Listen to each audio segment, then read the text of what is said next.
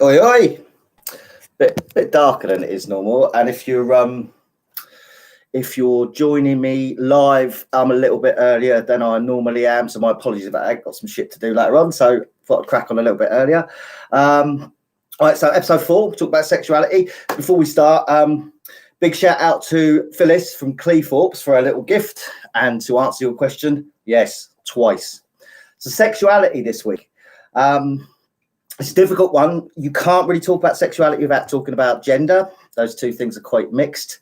Again, as I say, it's a difficult one because traditionally, not naturally, although some people will use that term, but traditionally, typically, there were 2 genders and roughly 2 sexualities. Yeah, 3 perhaps. And so you go straight, you're a man or woman. Or you're bi, you have a bit of all, which we used to call Good Friday night. No. We've always been okay with sort of kind of accepting that there is that third way. And of course, there's so many more nowadays that it makes it a real difficulty for anyone to know what they're actually going on about. And one of the issues that I think is most pressing in our time is how do we deal with this with the kids,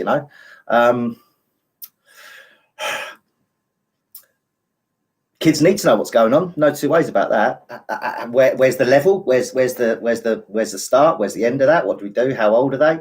I'm not sure. I think I'd probably come across sex education in a very sort of awkward way. They shut you in a room, put a movie on, and one of those public information movies. I'm not talking sort of Debbie Does Dallas or anything like that. When in one of those progressive schools, and then they fuck off and leave you to it for a bit, and you sort of go, well, that looks minging, and then a baby happens, and nothing really in between. So there was nothing, to really get our teeth into. I think I was quite young. I'm pretty sure it was about 8 or 9 when that sort of happened. Again, it wasn't well taught. It wasn't well delivered. It wasn't anything in there really that made you go, oh shit, yeah, I know what I'm on about now. I know what I'm doing. So of course we like every other generation got a lot of our education, our knowledge, if you like, from talking with each other in the playground. It used to, when I was growing up, it was a thing. You'd find a wank mag in a bush, and you and your mates would all go and have a look at it together because you're like, wow, I was talking going back to where there was a little black spot over. You didn't get an erection in things. You could not see a vulva in anything. It was tame compared to what we've got now. And someone's dad always had a collection, so you'd go around that mate's house to have a look at it. So we kind of got a view of sexuality that was mediated in this way of it's almost like folkloric. Do you know what I mean? It was almost like it was happening without the framework of traditional teaching, so information being passed down.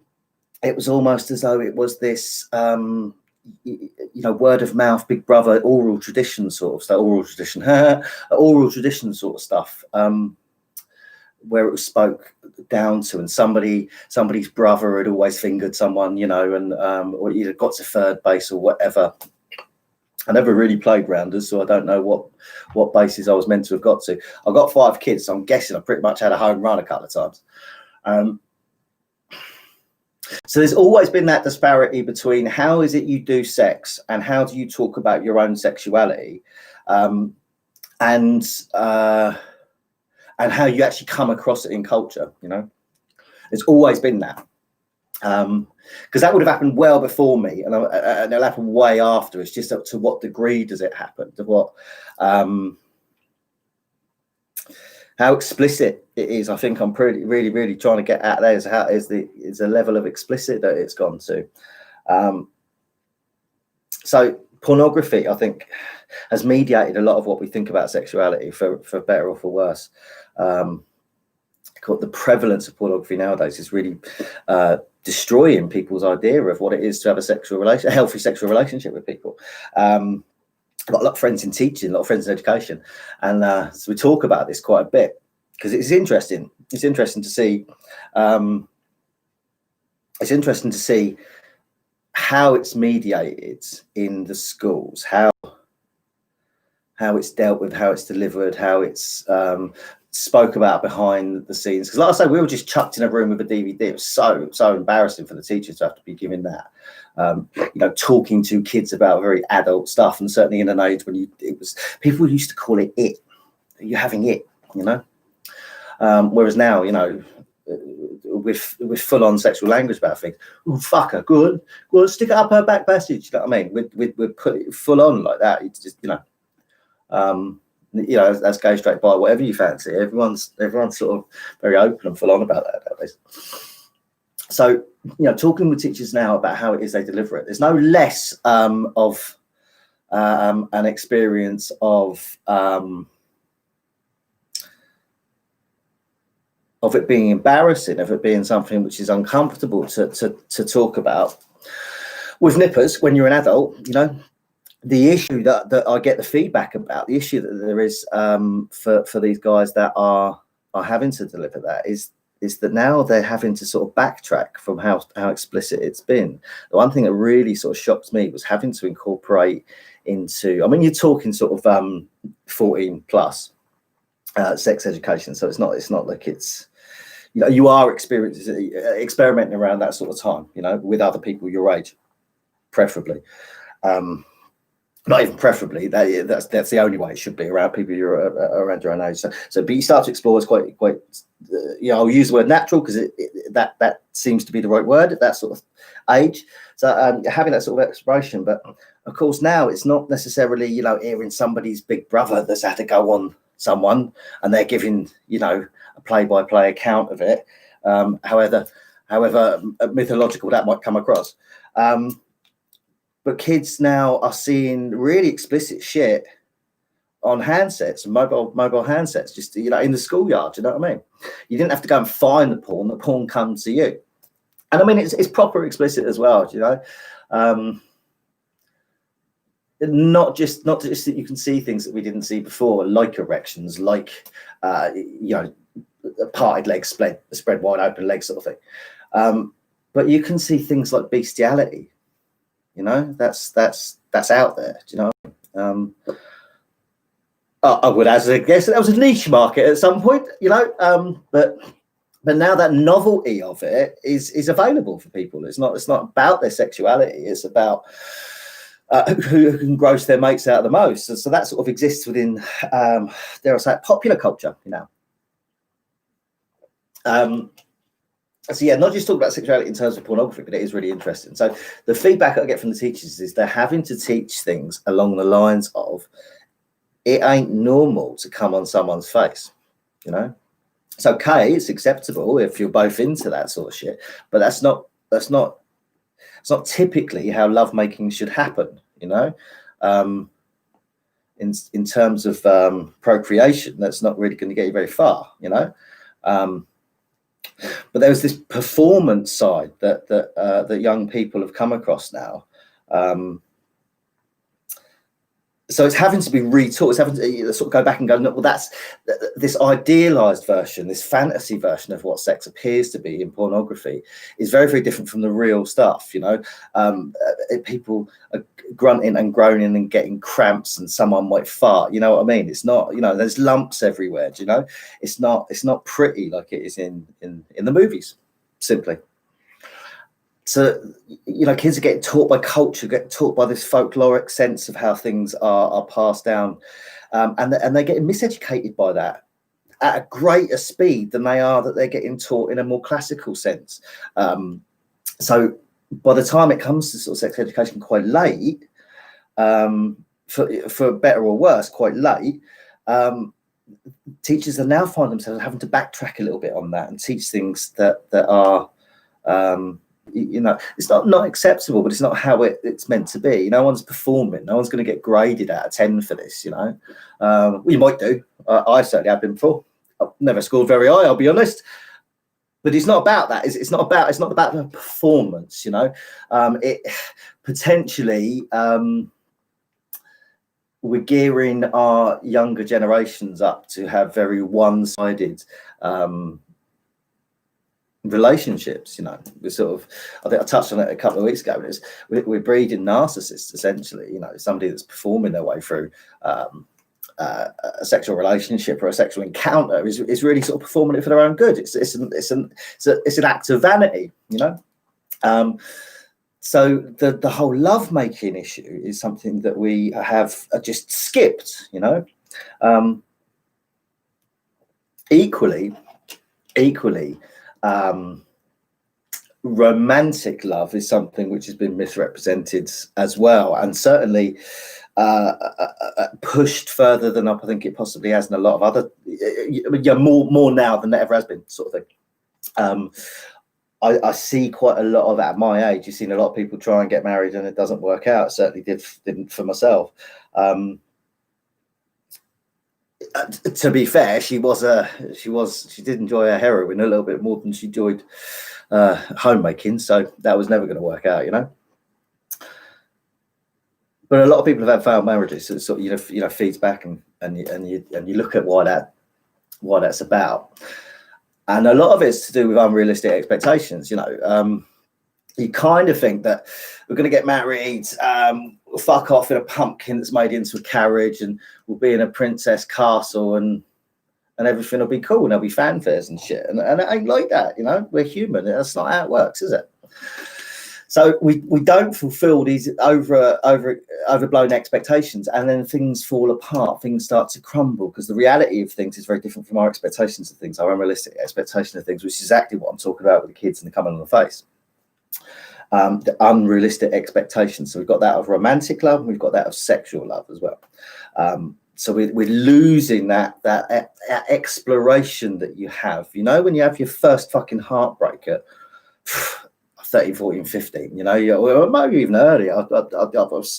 I'm quite reserved as a sexual person. I was the one when I was growing up, my mates go, wow, you're in there, you're really in there, she's really interested. I'll be like, oh, which one? The one you've just been talking to for an hour, Dad. Oh, you reckon? Yeah, well, not anymore. She's fucked off because she's tried her best and you ain't realised. So I was always like a bit sort of naive to that. Don't get me wrong. I've had my periods of you know, in my sort of destructive drink and drug days when, you know, I'd fuck a sandwich if it was left unattended, you know. But generally, I'm a more reserved sort of character like that. I kind of keep myself quite naive, I suppose. I don't, in the things that I say some really crass and rude things. I like the controversy and the shock of things like that. But actually, I'm very much one of these 1 foot on the floor in the light kind of guys, you know. Again, for better or worse. So yes, we've got these sort of mad, unrealistic expectations about things, and we don't have that time of exploration when we get our hearts broken, when we have a crush that goes on for ages, and then we've got to woo someone and work at it, you know. We sort of rush straight in, you know. We've got 2 kids, I never even got your surname, you know. And that's very much sort of our time, well, of Western time, I think. I'm not sure that that Middle Eastern countries have a similar sort of setup of sexuality at all. I think it's completely different to the way that we would understand it. And so where I'm coming from a place that's very much of the West. You know, so maybe that's an issue, sort of Middle Eastern and Eastern, Far Eastern. Real experiences and real expectations of sex and sexuality and gender. That's something perhaps for another time, coming from the West, because that's kind of what we know, certainly what I know. So I do think there's an issue there that we haven't done that. Now, and I think that's important. I think it's important to sort of to explore, to go on adventures, to find out what's right and wrong for you, to whether to know it or not. I think we learn a lot by having a go and then falling down and picking ourselves back up again, you know. So there's nothing There's nothing against. I can't think what poet it was, but better to have loved and lost than never to have loved at all. Which I love. I can't think who it was. I love that. So our experience of something teaches us something that's much more profound and meaningful than if we just had a guess at it and not given it a go. And I'm worried that we're not doing that perhaps at the moment. One of the things, my eldest son's 15 and a bit, and so we talk about all. I'm not a standard dad in that sense. I've been a lone parent with him for his entire life. So I've had to do mum and dad roles. It's a fucking nightmare for breastfeeding, I'll be honest. And I still haven't lost the baby weight. So I'm not a conventional dad in that sense. So we've had lots of different conversations about gender and sexuality in the time that we're experiencing it. He's quite conservative. I don't mean naive like me. He's quite conservative about it. He's very sort of not necessarily judgmental, but he really does ask the questions about whether something is a fad or whether something is truly heartfelt. And what he comes back to tell me, what he comes back to sort of explore with me, is that a lot of his friends, they're kind of experimenting with gender, experimenting with sexuality, in a way. Well, again, which is fine, and that's happened through the ages. I'm well aware of that. If you're a homosexual man growing up in what would be a heterosexual community or society, then you do tend to question yourself. So some of that exploration is to work out, well, am I really a straight guy, typical heterosexual guy? Because I'm not enjoying that as much as I do when I look at men or I'm around people of the same sex. So I'm well aware it's happened throughout the ages. I'm not in the slightest bit suggesting that it hasn't. I think what the issue is, certainly for my son, is that it would appear as though it's trend. It's a fad that people have, not in very much the same ways that we experiment with hair color. Not anymore. Bands we're into, we take on certain styles and things like that. We build our identity up by moving between social groups, and working out what we like and what we don't like. Now, his observation is that people are doing that with gender and sexuality. So, he's got sort of 13, 40-year-olds, as he's gone through, 13 or 40-year-old friends that are coming out as pansexual, which is really sort of complicated sexuality that involves you identifying as a gender that you weren't biologically given, having what would be deemed in other senses of homosexual relationships with somebody that also perhaps doesn't identify with their biological gender. Again, this is all cool. This is absolutely fantastic. The issue that he brought to me, and I certainly sort of explored with him, was that those things are sort of long-lasting repercussions that a haircut might not. It's different from having a school reunion and go, remember when you had loads of really long hair, Dad, and you thought you was a grunger and like you tried to play guitar but you couldn't do it because you was a twat. Yeah, it was funny, wasn't it? That's very different from, hey, Dad, how have you been? Remember that time of 2 years you just fucked every bloke that you saw, Not again, not there's an issue with that. That's not what it is. What I'm saying is that if somebody that was heterosexual or homosexuals experimenting in these ways, and they're leaving themselves open to being deemed by society as something that they're not, and having to carry that baggage for a very long time, and also exploitation. They're opening themselves up to being used by people because they're not too certain of where they are with something. So somebody who's a little bit more certain and perhaps older would be exploiting them in that. So it is a worry and it is a concern. So it comes down to how are we exploring gender? How are we exploring sexuality in society? I don't think we are particularly. I don't think we're honest about it and open enough about it. We've still very much got that. Are you having it? A view that we did 40 years ago. but with this sort of weird cognitive dissonance shit going on, where at the same time we're completely filth and all, you know. And just sort of say any fucking thing and accept anything, you know what I mean? Fuck buddies was something a few years ago. Well, I guess they still happen, you know what I mean? I've never been in that situation, to be fair, you know what I mean? You know, sex has never been casual to me. It's been quite a fucking ordeal for everyone involved. But fuck buddies, you know? There's no strings attached sexual encounters between people, that there's no sort of emotional level to it, you know? So sexuality becomes, you know, not necessarily functional, as in procreation is having a baby. And so it has some societal function to it, but functional as in it releases an urge, you know, it much the same as coughing up phlegm does. Do you know what I mean? You know, you bust your nut. No, it's different. There's no. It's just a function. You know, a bodily function. There's nothing deep. There's nothing connected. There's nothing spiritual about that. I'm assuming. Yeah, I've never had a fuck buddy. It might be the most wonderful experience in the world, but I'm assuming there's nothing sort of deeper and more meaningful about that. So where do we go with that then? If we know that these are all sort of common issues, and I'm not really talking about gender a great deal, but I say it is very, very, very much part of the whole sexuality debate.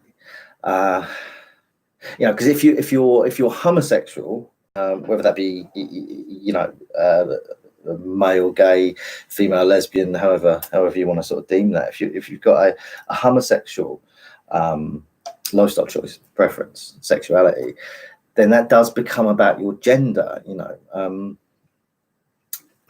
when I was growing up, I think the gay guys had to be really effeminate, and you know, lesbian girls had to be sort of butch, manly. You know, so there was something very, very sort of ingrained about this other gender outside of typical masculine feminine roles that was implicit in your sexuality, you know. And of course that's got so much more complex nowadays. You know, you see guys that are, like, you know, for all intents and purposes, are absolute geezers, you know, drink pints, go to football, have fights, but they have homosexual relationships, which sort of goes against that traditional view. I'm not saying I hold that view, just saying it was typical of the time. So yeah, gender is intrinsically linked to somebody's sexuality and how they express their sexuality, but it's become much more complicated. You know, I think it was something like 27 genders or something like that. It would take longer to list them than it would to try and understand them, I think, you know. I think a lot of people feel like that, and that's perhaps one of the reasons why we shy away from it. So on the one hand, we've got like absolute filth language and anything goes, and then on the other side of it, we kind of don't want to talk about it responsibly. So that begs the question: when do we start telling our kids? You know, when do we start giving them something that's, you know, if they're exploring physically with one another, if they're exploring in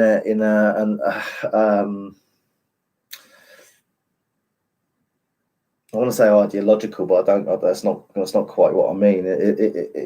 In just, you know, the image of it. If they're just going on that sort of very visceral experience of sex mediated through pornography and sexualized marketing and mainstream programs, then where do we start to balance that off? Because of course, you know, we've got a generation that's coming at gender and sexuality from a place that is so surface, that it's so faddy, it's so devoid of any sort of meaning, you know. So really we need to counterbalance that. So it's difficult because then you hear, you know, sort of knee-jerk reactions. They're teaching our children to masturbate, you know, which I mean is a fucking terrible idea. You don't go into a bunch of, you know, nursery kids and show them how to pull one off. It's not helpful to anyone, that, you know what I mean? It's proper wrong. However, we're also in that place where, you know, there is natural exploration of one's own body, which happens at quite an early age. Interestingly, some of that stuff, it was you know, still being taught until recently in sort of sociological circles from the Kinsey reports, and he worked on a lot of sort of sexual deviation. I think he was one of the first guys to really talk about voyeurism and things like that, you know, so people watch other people fuck. Some of Kinsey's stuff had a lot about early sexual manifestations in children. So when children became aroused and things like that, and all very interesting, and people studied this for years. The issue was, and still fucking is, the fact that it's used, is that it was empirical data. The way they got all of those numbers is because all of those children were fucking abused by their researchers, most of which they were family members, you know. As I say, this sort of sociological empirical data has been used until really recently. I'm pretty sure it's still available in universities today. What people don't really get is from underneath that, there was a lot of abuse that was happening. You know, how do you find out that a 2-year-old is sexually stimulated when you touch it? You know, because they were fucking touching it. So yeah, there's a natural exploration of the body. You know, we are sensual beings. We experience with our tongue first before we sort of start to understand with things with our fingers. You know, that's why a lot of early developmental psychology is about kids putting things in their mouths. You know, it's not necessarily about them trying to eat everything. It's just their way of feeling their way around the world. You know, so with sensual creatures, we touch, we taste, we smell. So there is always going to be that. So we need to address that in a way, but we need to address that in a way that's okay for our time and our culture and our expectations now. Because I'm completely with, we don't go into nurseries and teach kids how to wank. You know, if they're exploring that about themselves, then yeah, embed that's there's nothing wrong with that. You know, don't do it in the library perhaps, but there's nothing wrong with that. But I think going in and providing that information before having the natural, you come into it naturally. You know, when you experience something for yourself, when you feel something for yourself, and then you come to this very sort of organic way of doing it. When it's presented to you, you kind of go, right, well, I need to be one of these. I think this is what my son was getting at. You know, it sort of naturally comes to that I like girls, or I like boys, or I like to feel like I'm a girl. I want somebody to recognise me as a woman, even though I have I was born with a biological man's body, and you know, and that's why I identify as a woman. But I'm also really interested in other women as well. So you know, I've got this very sort of complex thing going on, and that's okay. Not that there's okay and there's not okay. I think it's.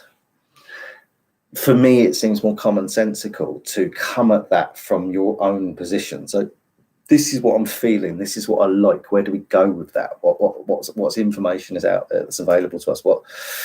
How can you, in a classical teaching sense, or you in a community sense, family, friends, peers, help me to come to terms with what it is I think I'm feeling? So, like I say, what my son sort of takes umbrage with, and I tend to agree with him to a degree, is that there's almost this this buffet of choices laid out for you, and you kind of then think you've got to pick one. So you sort of run hell-bent towards something that perhaps you wouldn't have done anyhow. It's like that muck choice thing, you know. It's not necessarily a fucking democratic menu there. There's 4 very well presented choices.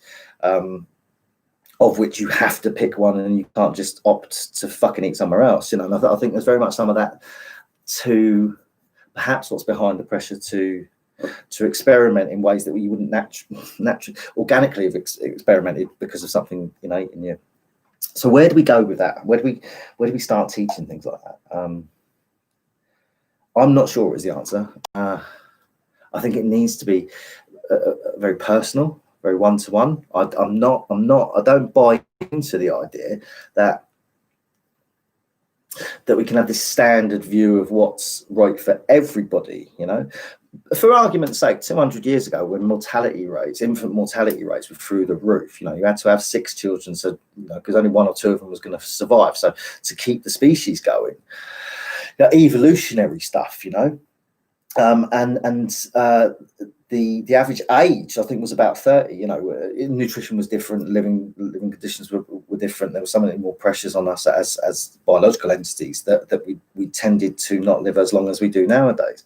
So within that time, it's not without it being reasonable that people were procreating as soon as they were physically able to. So you potentially have relationships at 12 and 13 to have babies for the sake of the species. So, but that's not okay for now. It's completely within what was reasonable and logical then, because otherwise the species would not have continued. We don't have that fucking problem now, you know. Our sexuality is not, it's not solely about procreation, it's more about recreation. You know, we don't have sex to have the species continue. We have sex because it's fucking good, you know. It's very, very different from what it was at the time. So that age needs to fucking shift, you know. It's not acceptable. Let me just get this straight, because I've done some bits at the moment with some activism, and you know, about child sexual abuse, child rape is called what it is. You know, it's the MAPS movement, and the minor attracted persons who trying to normalize, you know, this drive to normalize pedophilia, raping kids. And there's a moral movement as well from paedophiles that they identify as paedophiles, recognize themselves as paedophiles, but they will not actively have sex or abuse children. So that's another movement. Let me just get this clear while we're having this conversation about my own views on this. Sleeping with children, having sex with children is not a sexual preference. It's not a lifestyle choice. It's a fucking crime. It's morally the most wicked fucking thing you can do. The levels of exploitation and evil that happen in that is absolutely fucking abhorrent. I'd like to think of myself as a pacifist. I'd like to think of myself that doesn't believe in the death penalty. That's certainly my sort of liberal progressive views, have been for a long time.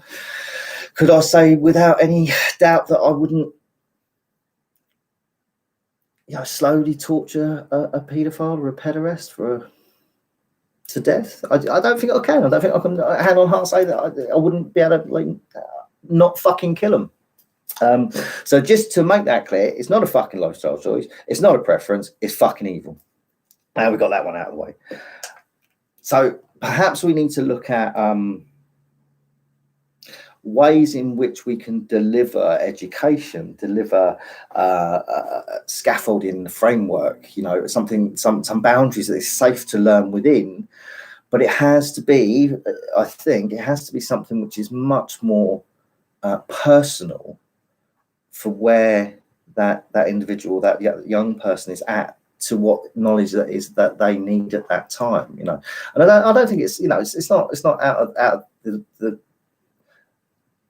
we can't not expect something like that to happen. It's absolutely fine for that to happen, you know. There's no reason at all why we couldn't be doing that. But we need to tweak our education system a bit, because it's more like a factory system, isn't it? You know, put as many people in and you get as many products out, and we taught them how to fucking go to work and earn some money. So it's very different from having tailored learning that works to anybody's skills, you know. So yeah, so that's something that I think we need to address as a society, you know, because we don't want to expose our children to a world that is can be quite dangerous for them. Never really have that argument against homosexuality. I certainly think we can have it against people that cannot make their, you know, they are not well developed enough to be complicit in that. So we're talking about children, people with severe learning difficulties. I think if you're having sexual relationships with children, people with learning difficulties,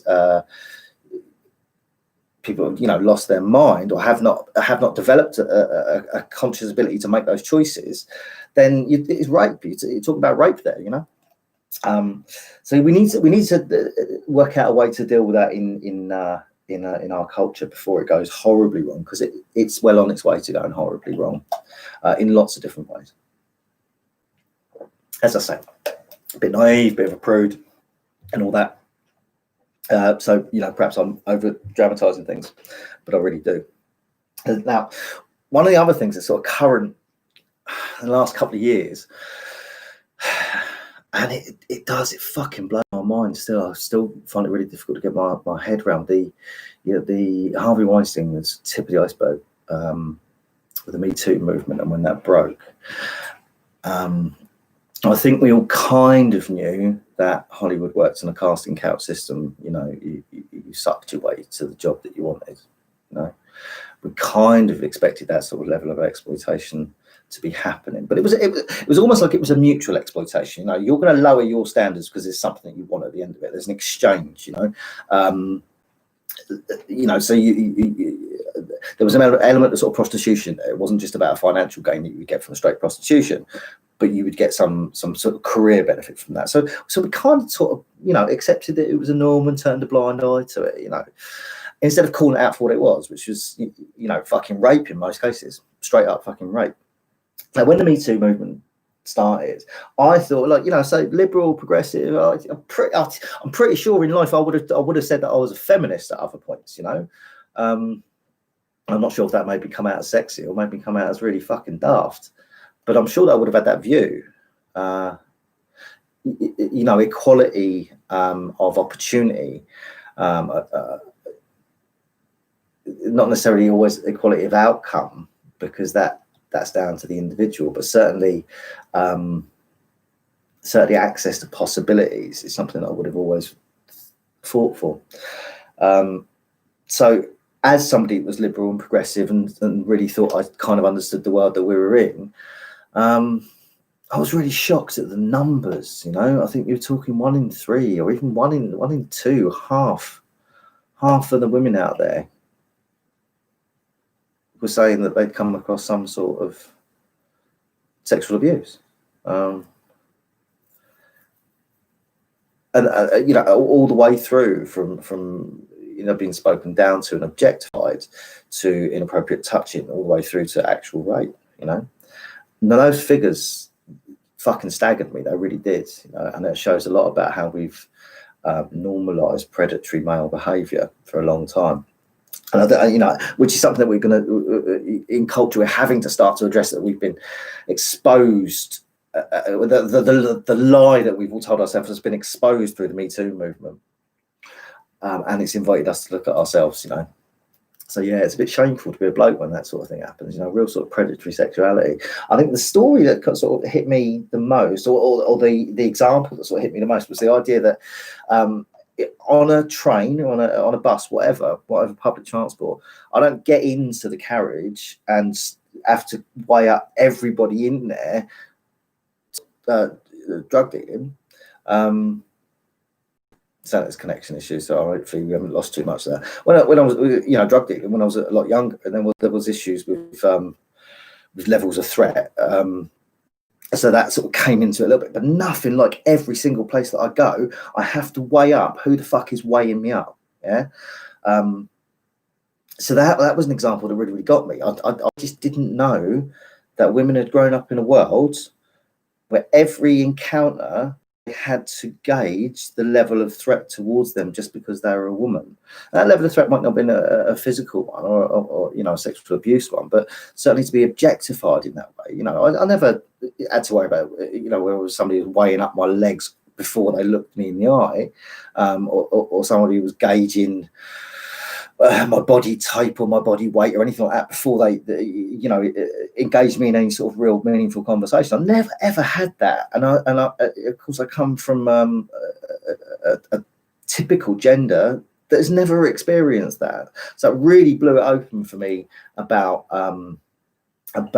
the world in which Western women had grown up in and having to expect, because it becomes normal. It becomes normal to be objectified. It becomes normal. I mean, you know, I was speaking to somebody, I said before any sort of, you know, conjugal rights, rape within a marriage only became legal within my lifetime. That's fucking disgusting, you know.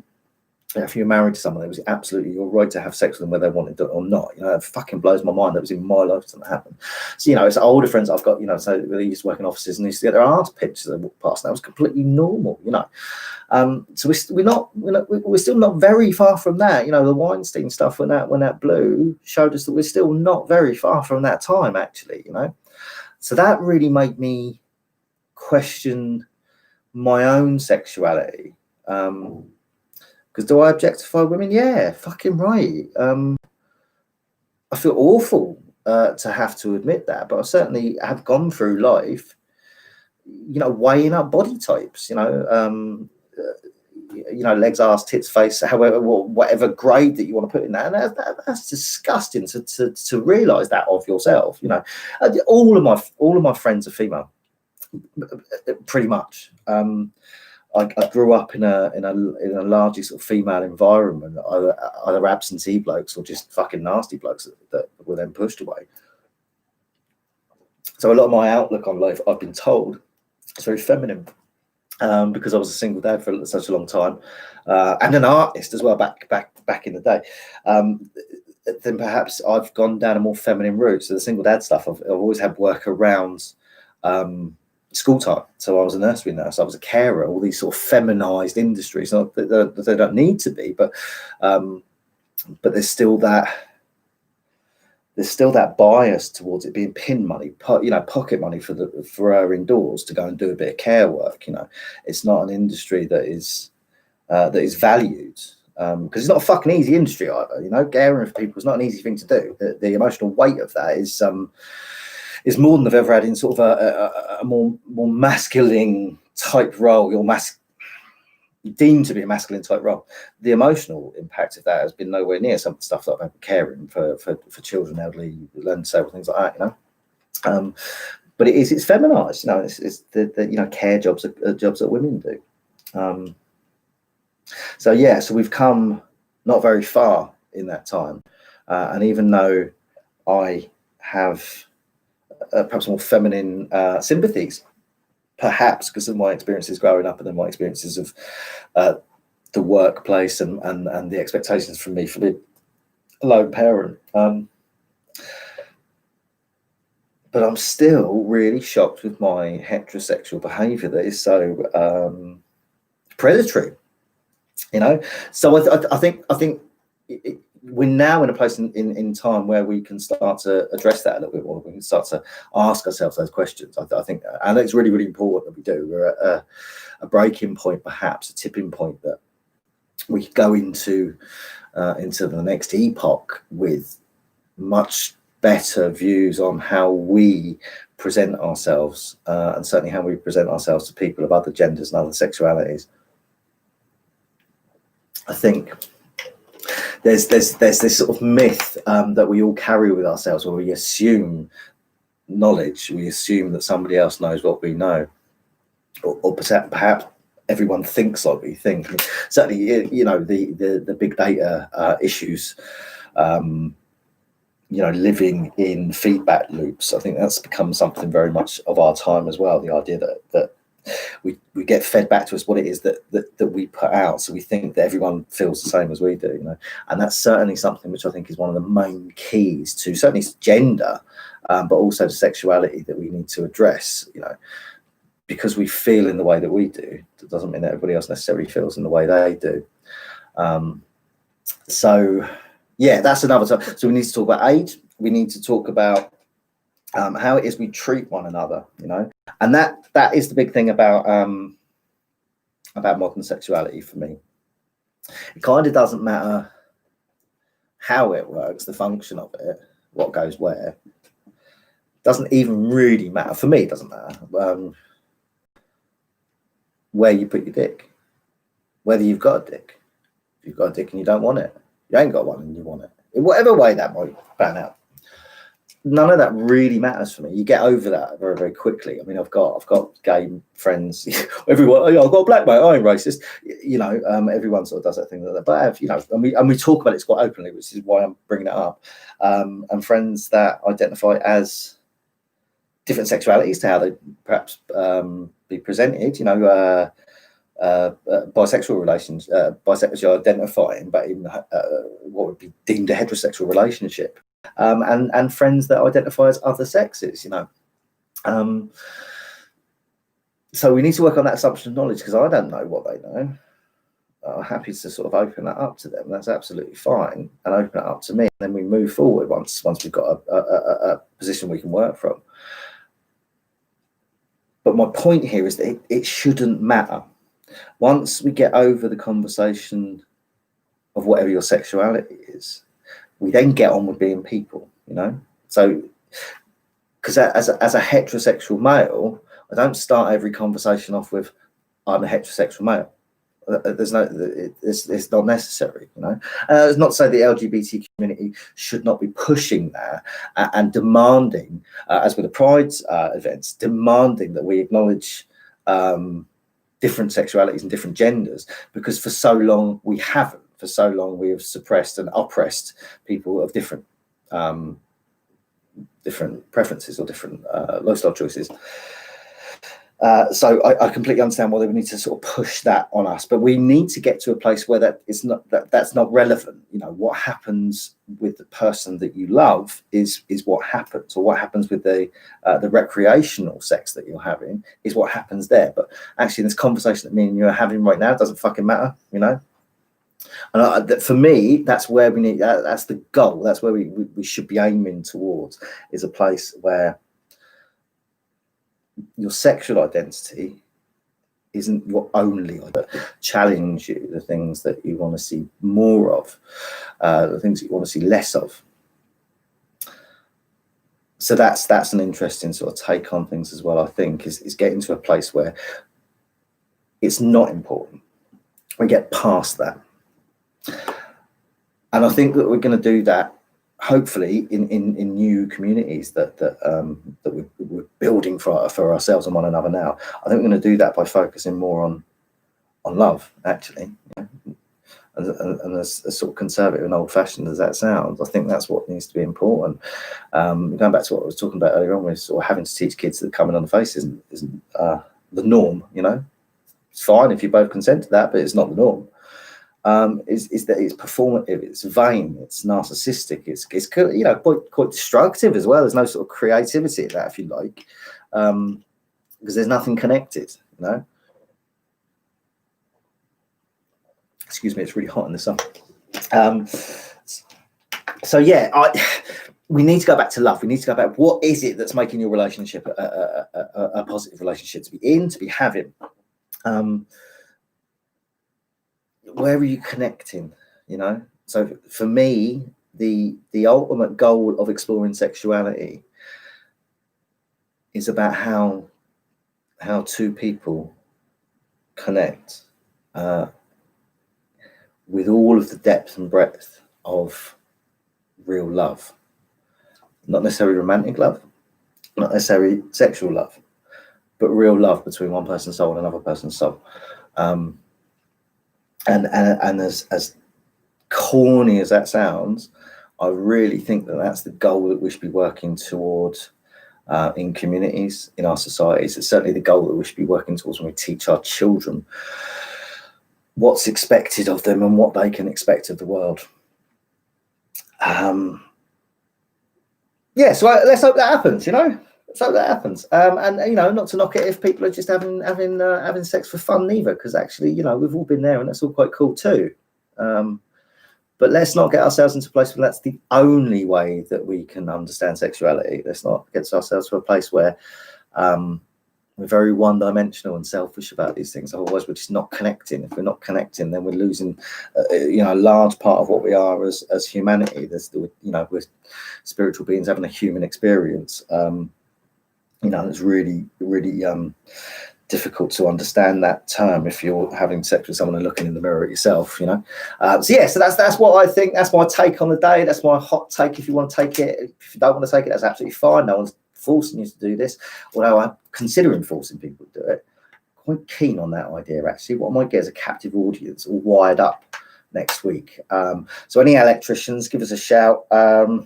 We just talk about clamps on nipples, something about 12 volts, something like that, just to keep people on their toes a little bit and involved. Numbers in the description, contents, whatever it is. It's not, but you know where to get me. I've got a fucking big mouth. I'm walking around all day shouting off. So yeah, that's my hot take on sexuality. We'll leave it there for the day. Like I say, I don't know a great deal about it. I've kind of fumbled my way through life, and I think if anything, that's what we're all doing. That's what we need to admit to each other. We're all exploring this thing that we've got, this experience of life that we're having.